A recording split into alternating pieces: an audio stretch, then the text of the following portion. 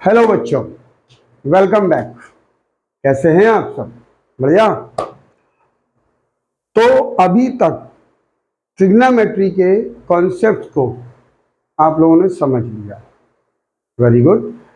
अब आज हम जो चैप्टर आपके लिए स्टार्ट करने जा रहे हैं, एक्सप्लेन करने वाले हैं, वो चैप्टर है बैंकिंग। ओके।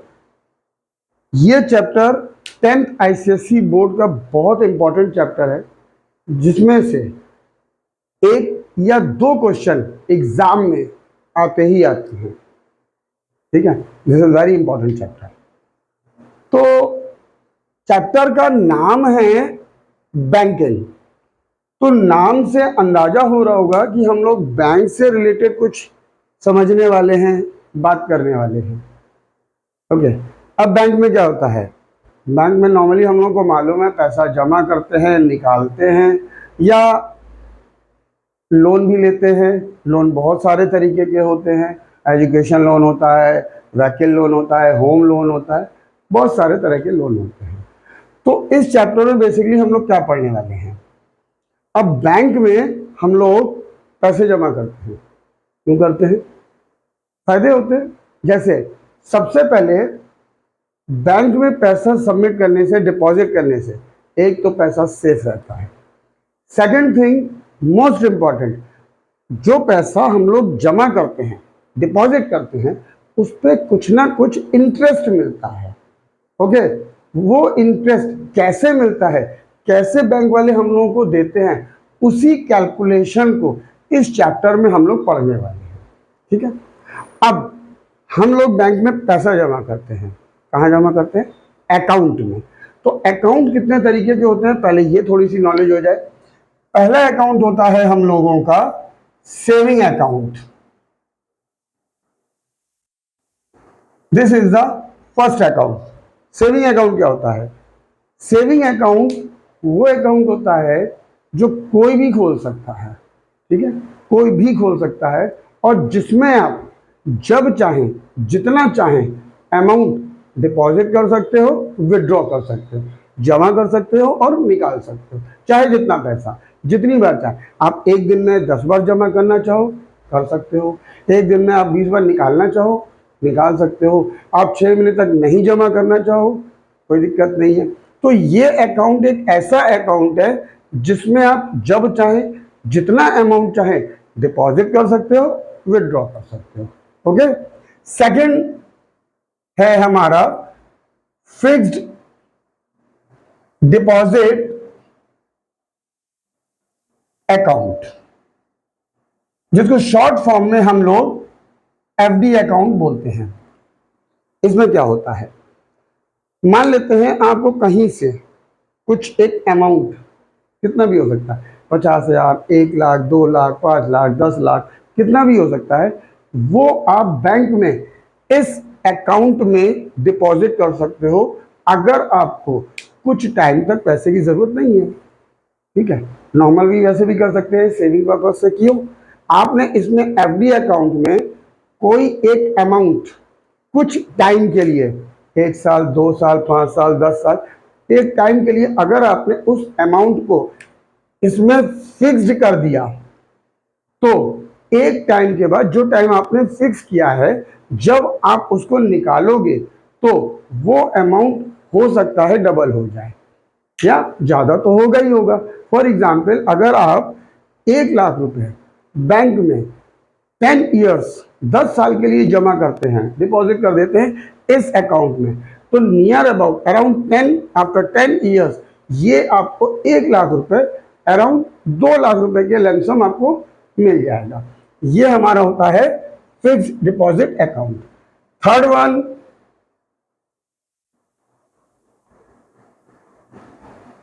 रिकरिंग अकाउंट,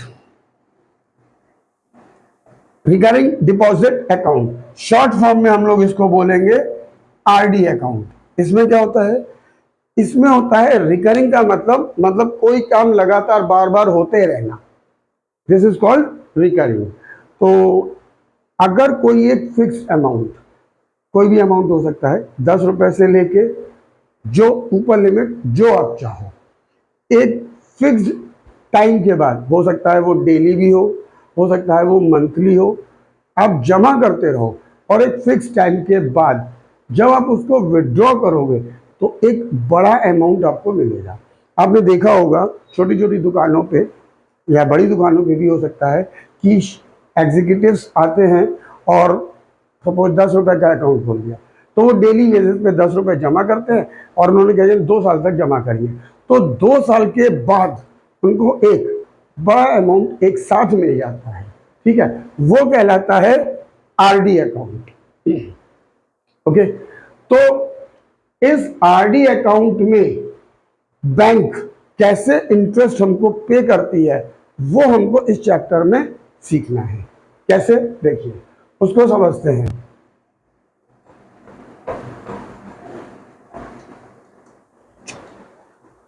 मान लेते हैं आपके पेरेंट आपको पॉकेट मनी देते हैं।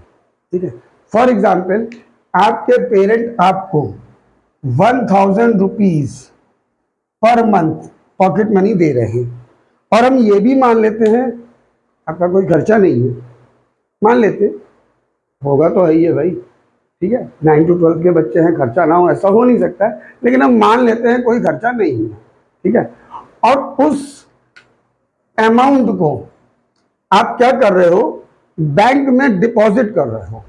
ठीक है, फॉर एग्जाम्पल आपके पेरेंट हर मंथ की 5th डेट को आपको 1000 रुपीज देते हैं और आप उसको सपोज मान लेते हैं 10th हर मंथ आप बैंक में डिपॉजिट कर रहे हो।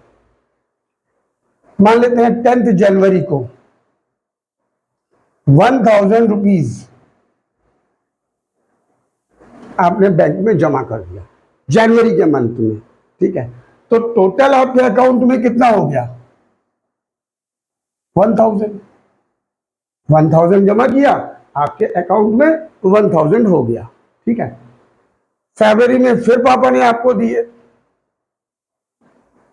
फिर आपने 1000 जमा कर दिया, डिपॉजिट कर दिया। ठीक है, अब जनवरी के महीने में आपके अकाउंट में 1000 रुपीज डिपॉजिट था, एक महीना वो पैसा बैंक के पास था, तो बैंक उस पर कुछ इंटरेस्ट देगी।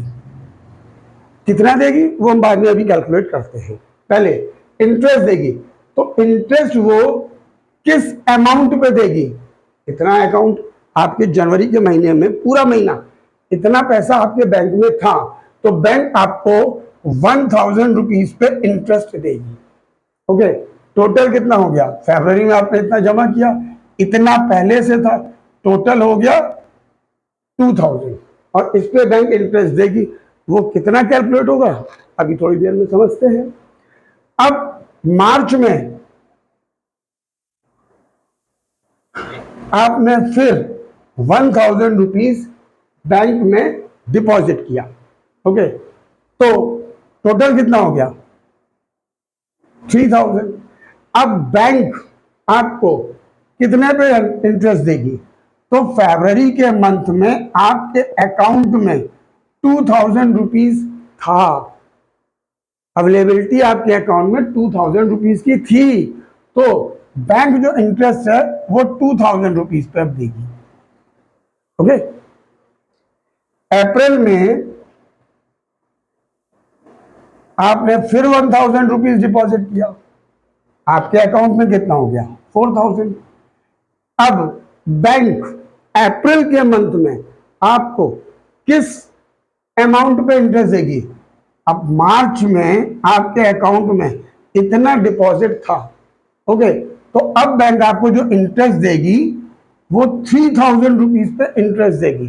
कितना भी निकालते हैं।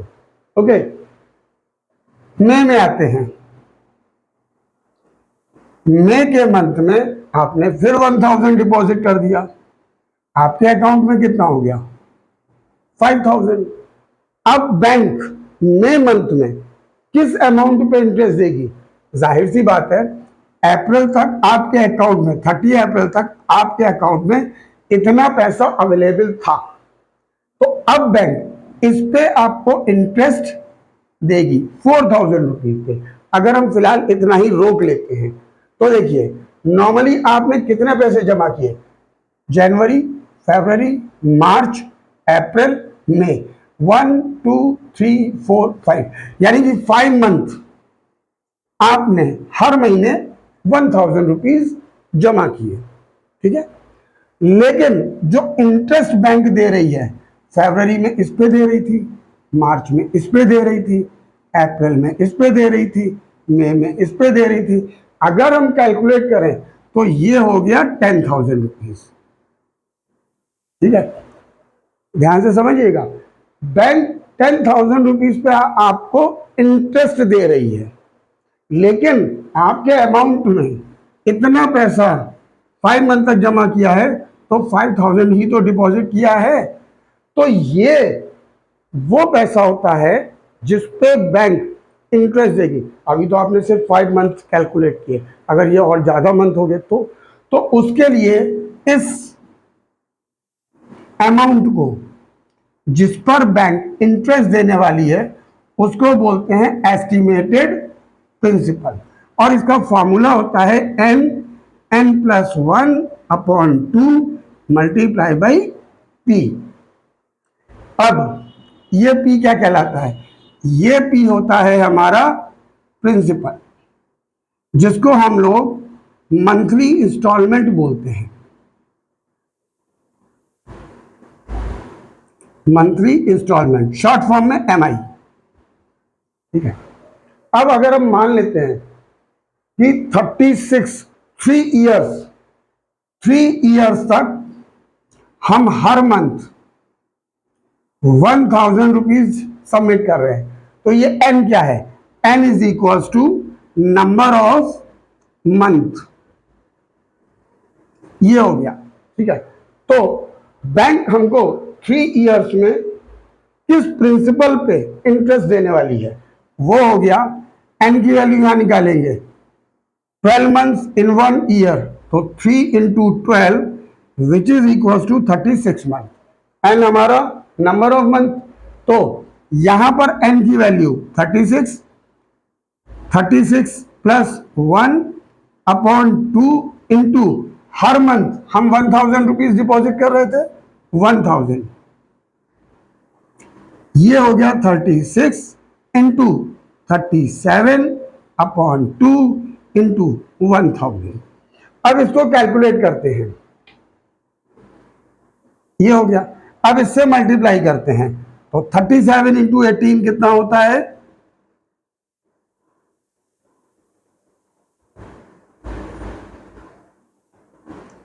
दिस मच, इतना अमाउंट। तो ये वो अमाउंट है जिसपे बैंक आपको इंटरेस्ट देने वाली है, ये वो नहीं जो आपने जमा किया है, 3 इयर्स में इतना कहां से जमा हो जाएगा। ओके, ये वो प्रिंसिपल है जिसपे बैंक आपको इंटरेस्ट देने वाली है। ओके, अब इंटरेस्ट का formula that is equal to P into R into T upon 100। अब ये जो P है ये हमको एस्टिमेटेड प्रिंसिपल ये वाला है, जिसको हम लोग इस प्रिंसिपल को जो हर महीने जमा कर रहे थे 1,000, उससे कैलकुलेट होकर जो ये वैल्यू आई है वो हमारा हो जाएगा यहां पर। ओके, रेट अगर हम मान लेते हैं क्वेश्चन में कि रेट हमको गिवन है 10% पर एनम, ये रेट गिवन है, तो रेट की वैल्यू हो गई 10। और टाइम का स्पेशल ध्यान रखिएगा कि इस पूरे चैप्टर में टाइम की वैल्यू आपको हमेशा 1/12 ही लेनी है। यहां पे 3 इयर्स दिया हुआ है टाइम, लेकिन टाइम कितने भी ईयर दिया हो, कितने भी मंथ आया हो, आपको हमेशा 1/12 ही लेना है। क्यों? क्योंकि इंटरेस्ट हम लोग मंथली कैलकुलेट कर रहे हैं और 12 मंथ्स 1 ईयर में होते हैं, तो यहां पे हम लोग टाइम हमेशा 1/12 रखेंगे। ओके, नीचे 100, अब इसको कैलकुलेट करते हैं, 0 0 0 0, 12 से इसको कैंसिल करते हैं, 12 फाइव ज़ा 50, 5 ज़ा 50, 5 ज़ा, ये हो गया 555 multiply by 10 which will be equals to this much, यानी कि इंटरेस्ट हो गया हमारा 550 रुपीज, ये हमारा इंटरेस्ट हो गया, यानी बैंक हमको इतना इंटरेस्ट देने वाली है। ओके, तो आपको कितना पैसा मिलेगा देखिए,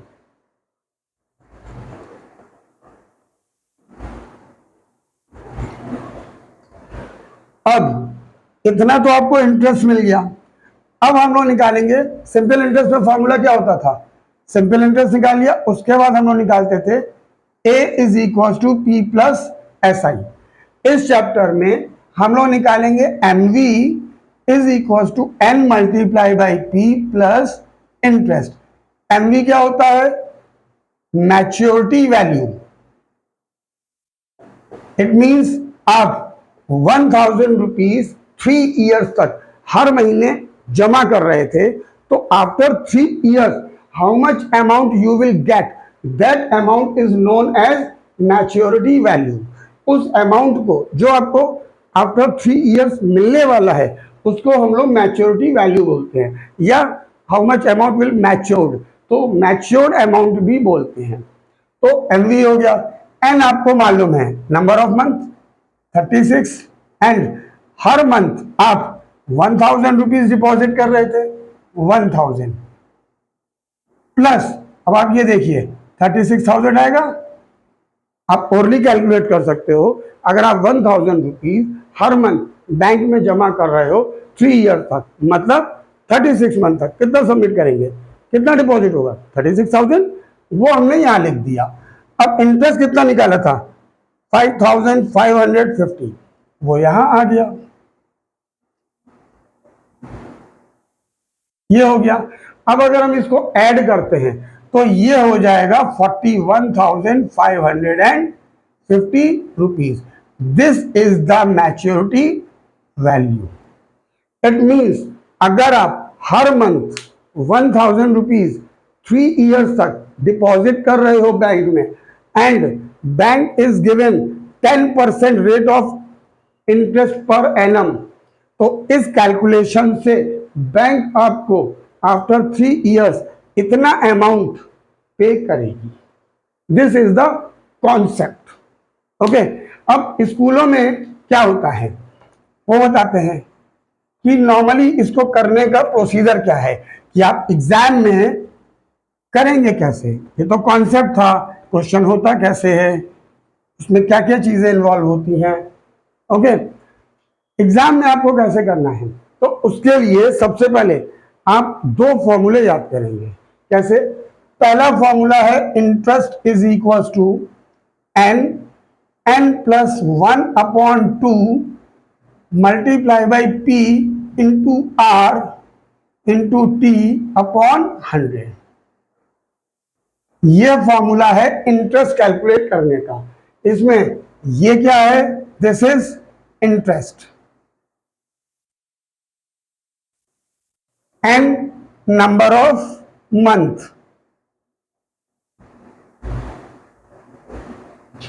पी प्रिंसिपल, कौन सा प्रिंसिपल, जो हर मंथ हम जमा कर रहे हैं, मतलब monthly instalment, this is monthly instalment means MI short form में, R rate of interest, rate of interest, and T time, ये हो गया। And second formula MV is equal to maturity value N into P plus interest, ये हमारा हो गया second formula. यहां पे MV क्या है, दैट इज मैच्योरिटी वैल्यू,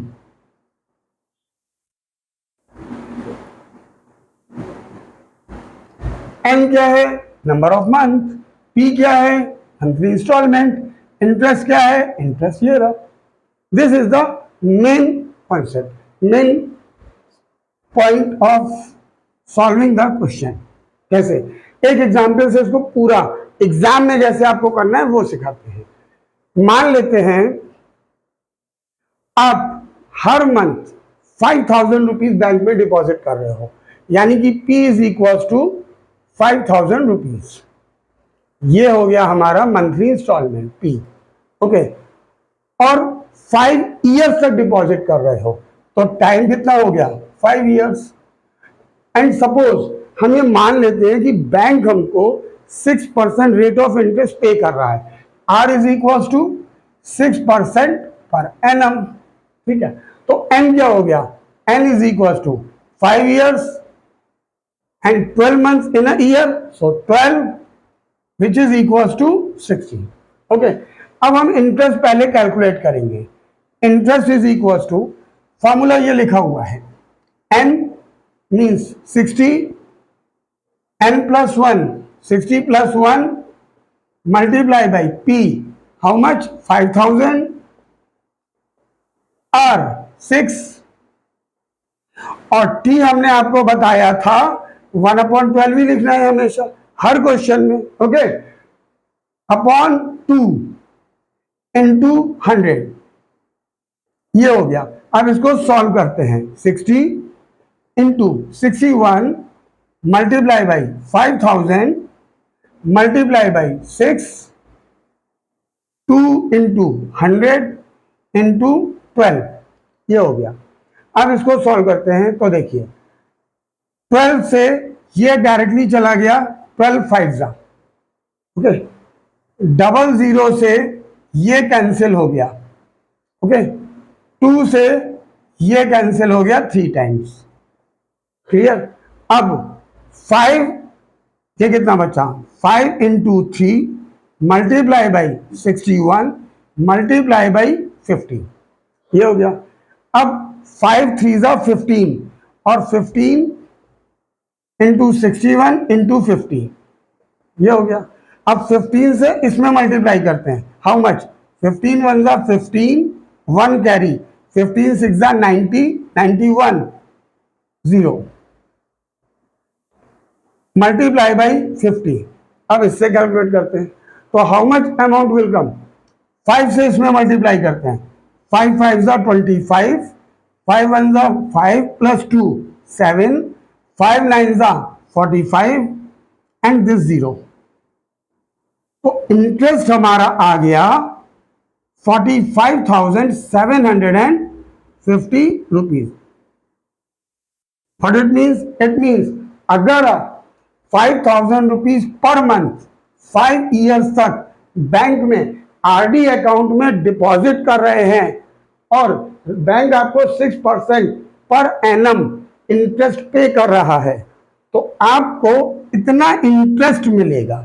ठीक है, मैच्योरिटी वैल्यू कितनी आएगी, very good, maturity value this formula n into P, N की वैल्यू 60 मल्टीप्लाई बाई P, हर मंथ आप 5,000 रुपीज डिपॉजिट कर रहे हो, प्लस इंटरेस्ट कितना आया, इंटरेस्ट हमने इतना निकाला है 45750, ये हो गया।